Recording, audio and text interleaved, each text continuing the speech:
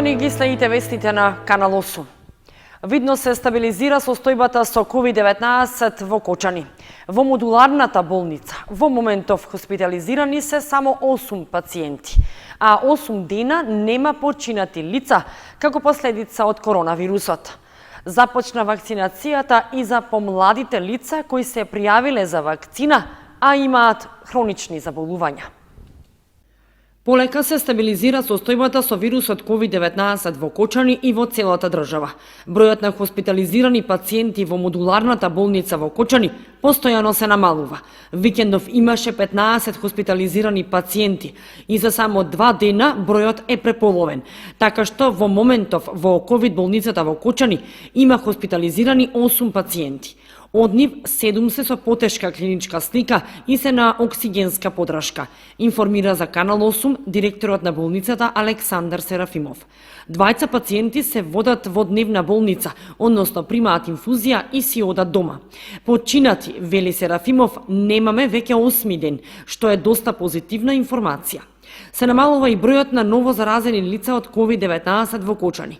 Во текот на вчерашниот ден немаше ниту еден ново заболен, а претходните денови само по еден.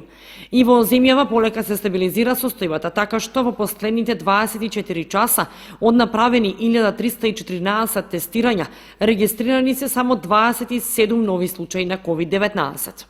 Вакцинацијата против COVID-19 нормално тече во вакциналниот пункт во Кочани. Минатата недела бројот на дневно вакцинираните се движеше од 75 до 100. Сега веќе се вакцинираат и постои 50 лица дневно, вели Серафимов. Со ваквата динамика досега во Кочани се вакцинирани приближно 2500 граѓани. Моментално вакцинацијата се врши со вакцини од кинескиот производител Синофарм и освен повозрастните од 60 години, се вакцинираат и помлади лица кои имаат хронични заболувања и кои се пријавиле за вакцина. Општата болница денеска очекува нова пратка вакцини од производителот AstraZeneca, со која, како и претходно, ќе се вакцинираат лицата постари од 60 години. Од минатиот петок започна и ревакцинацијата, така што сите кои ја примиле првата доза вакцини може да ја примаат и втората. Од првата примена вакцина досега нема пријавено пациенти со поголеми нус појави или евентуални компликации по примена вакцина. Поради видното стабилизирање со пандемијата, неколку дена е намален и полицискиот час. Започнува од 24 часот, а трае до 4 часот наутро наредниот ден.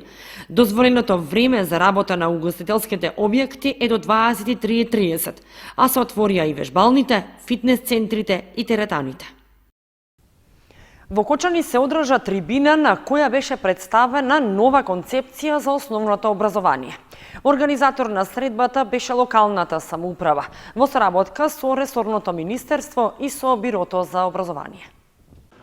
Новата образовна концепција за учениците од основните училишта беше представена во Кочани на трибината Темелна реформа за подобро поквалитетно образование на нашите деца, што ја организираше Општина Кочани. Пред родители, наставници и директори на основните училишта, на средбата на која присуствува и градоначалникот Николчо Илиев и општинските служби за образование, новата концепција за основното образование ја представи професор доктор Кирил Барбареев, еден од членовите на работната група за реформи во образованието. Новата концепција ја спроведува Министерството за образование и наука во соработка со Бирото за образование. При тоа опфатени се целите на основното образование, инклузивноста, родовата рамноправност, односно сензитивност, како и интеркултурноста. Со измените во образовниот систем предвидени се 8 задолжителни предмети поделени во 2 групи. При тоа во првата група ќе влезат мајчин јазик, математика, општествени науки, природни науки и англиски јазик. Овие предмети ќе се изучуваат од 1 до 9 одделение со фонд на часови што ќе зависи од возраста на учениците. Учесниците на средбата ја истакнаа потребата учениците во основното образование да научат како да учат во натамошниот образовен процес и во животот воопшто, како критички да размислуваат, да го практикуваат наученото и како да се развива предприемачкиот дух. Трибината се одржа во салата на мултикултурниот центар во Кочани со спроведување на мерките и препораките за заштита од COVID-19. По повод 20 мај, денот на пожарникарите, територијалната противпожарна единица од Кочани ќе изведе тактичко показна вежба, во која ќе го користи специјалното возило за интервенции на големи височини. Вежбата ќе се изведе в четврток од 8:30 до 9:30 на стамбената зграда од трговскиот центар Блок Б на улицата Маршал Тито кај малиот паркинг. Заинтересираните граѓани може да ја следат показната вежба на кочанските пожарникари.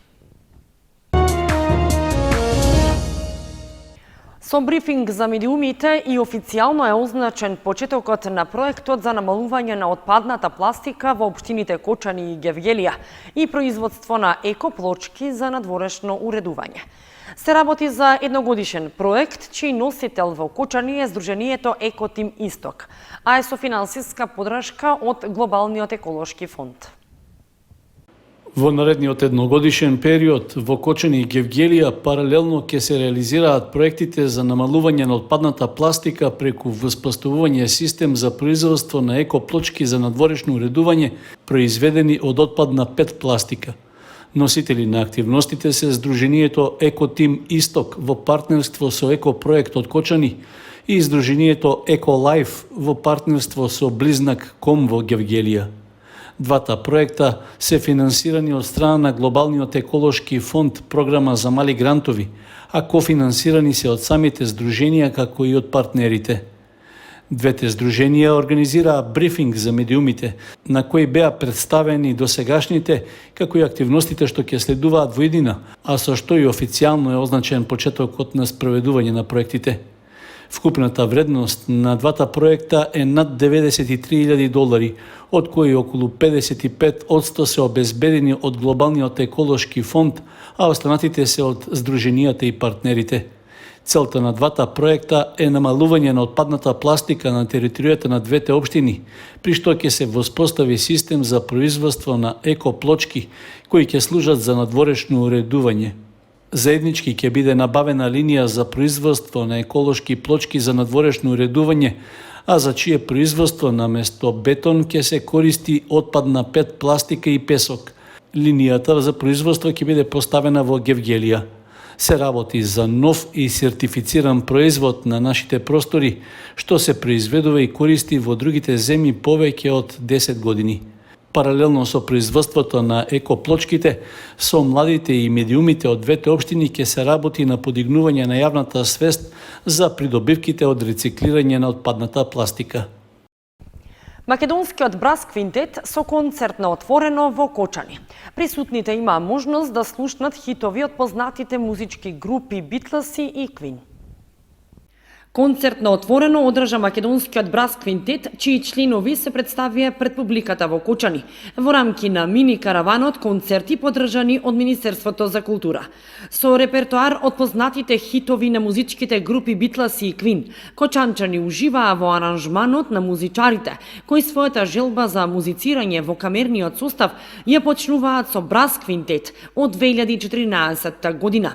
Составот, поменувањето на членовите, ја добива формацијата Александар Златевски труба, Драган Младиновски труба, Антонио Костевски хорна, Димче Белчовски тромбон и Александар Ниник туба. Членовите на составот се редовни членови во оркестрите на Македонската филхармонија и Македонската опера и балет, а како гости се појавуваат во националните оркестри на Косово, Албанија, Белгија, Црнагора, Бугарија и други регионални оркестри. Денеска сме во состав квинтет, односно македонски брас квинтет. Ќе се представиме со музика која што така малку да ги најавиме летните денови да се ослободиме од овие посткорона рестрикции, така да кажам. Така да имаме спремно една, би рекол, многу лајт, лесна програма. Ќе се представиме со Квин, со едно 5 аранжмани од Квин и 3 аранжмани од Битлс. Така да мислам дека како што прилига на така малку поотворена атмосфера, отворен подиум, отворена сцена и мислам дека ќе уживаат слушателите. Македонскиот брас квинтет постои ствари многу одамна, а како бренд би рекол, меѓутоа овој состав функционира од 2016 година, значи реобновен е, меѓутоа како име, како бренд постои многу одамна и идејата беше ете така, нели тоа што бил убава традиција да го продолжиме, а од 2016 па натака секоја година сме прилично активни низ цела држава, па и надвор, има настапено неколку пати во САД во Њујорк, во оваа година треба да одиме исто во Истанбул, во Софија, во сите значи културни центри на кај што имаме македонски културни центри имаме настапувано, така да годинава имаме така да би рекол мини караван од 5 концерти низ Македонија кој што ќе биде деновиве, почнуваме со Кочани, така да Кочани не појдовна точка, а вечер одиме во Берово, утре сме во Куманово и во Штип, а во среда во Неготина. Истиот тој настан ќе биде повторен и во културниот центар во Истанбул во Турција во септември. Генерално, рече Велчовски, намален е интересот од страна на младите за изучување на сите инструменти. Меѓутоа, во однос на овие инструменти, сепак засега добро стојат со кадровски потенцијал, така што вршат презентација пред младите за промоција на овие инструменти и на тој начин се трудат да ги пренесат на идните генерации. Одржувањето на концертот се должи на одличната соработка на квинтетот со Центарот за култура во Кочани, каде што имаат гостувано и претходно. При одржувањето на концертот беа запазени сите мерки за заштита од COVID-19.